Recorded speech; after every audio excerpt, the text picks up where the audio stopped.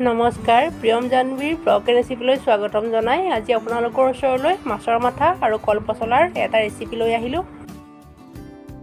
আহক চাওঁ ৰেচিপিটো কেনেকৈ বনালোঁ। তেল গৰম হ'বৰ কাৰণে পাতি দিছোঁ। তেল গৰম হোৱাৰ লগে লগে দুটা তেজপাত দিয়া হৈছে ইয়াত। এতিয়া কাটি ৰখা পিঁয়াজখিনি ইয়াত দিয়া হৈছে। পিঁয়াজ দিয়াৰ পাছতে মই ইয়াত 4-5টা পকা জলকীয়া দিম। এতিয়া পিঁয়াজৰ ৰংটো ৰঙচুৱা হোৱালৈকে ভাজি আছোঁ।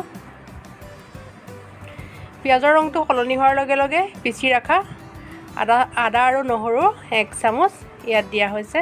আদা নহৰু কেঁচা গন্ধ যোৱালৈকে ভাজা হ'ব। এইখিনি কল পচলাখিনি কাটি ইয়াত নিমখ আৰু হালধি প্ৰয়োজন অনুসাৰে সানি ৰখা হৈছে। নিমখ আৰু হালধি সানি ৰাখিলে পচলাৰ ৰংটো তৰকাৰীকণ বনোৱাৰ পাছত ভাল হয়, গতিকে মই সানি ৰাখিলোঁ।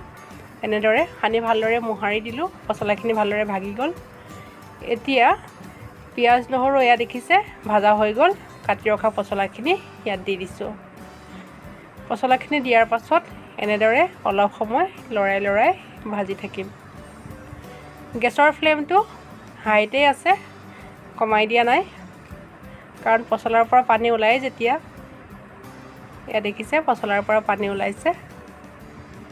এনেদৰে ঢাকন নলগোৱাকৈ মই 3 মিনিটমান ভাজি থাকিম। এতিয়া ইয়াত অলপ পৰিমাণৰ এয়া দেখিছে আধা চামুচ জিৰাৰ গুড়া দিয়া হৈছে। ইয়াত অন্য মছলা ব্যৱহাৰ নকৰোঁ। এয়া পচলাৰ পৰা পানীখিনি শুকাইছে। 3-4 মিনিট ভজাৰ পাছত এতিয়া ভাজি ৰখা মাছৰ মূৰকেইটা ইয়াত দি দিম। এইকেইটা আগতে ভাজি ৰখা হৈছিল কাৰণে এনেকুৱা হৈ গৈছে। আগতে ভাজি ফ্ৰিজত ৰাখি থোৱা হৈছিলে। ইয়াত দি ভালদৰে লৰাই দিম। মাছৰ মাথাকেইটা দিয়াৰ পাছত গেছৰ ফ্লেমটো ল' টু মিডিয়ামত ৰাখিছোঁ। এতিয়া অলপ সময়ৰ কাৰণে পানী নিদিয়াকৈ ঢাকন লগাই দিম। 2 মিনিটমানৰ পাছত ঢাকনখন গুচাই দিলোঁ। এয়া দেখিছে পানীখিনি শুকাই গৈছে। পচলাখিনিও ভালদৰে সিজি গৈছে। গতিকে এতিয়া এনেকুৱা সময়তে ইয়াত অলপ পৰিমাণৰ পানী দিম। এয়া দেখিছে পানীৰ পৰিমাণটো খুব কমকৈ দিয়া হৈছে, বেছিকৈ দিয়া নাই। এতিয়া এনেদৰে অলপ লৰাই দি মই গেছটো ল' টু মিডিয়ামত ৰাখি 4-5 মিনিটৰ কাৰণে ঢাকন মাৰি দিম।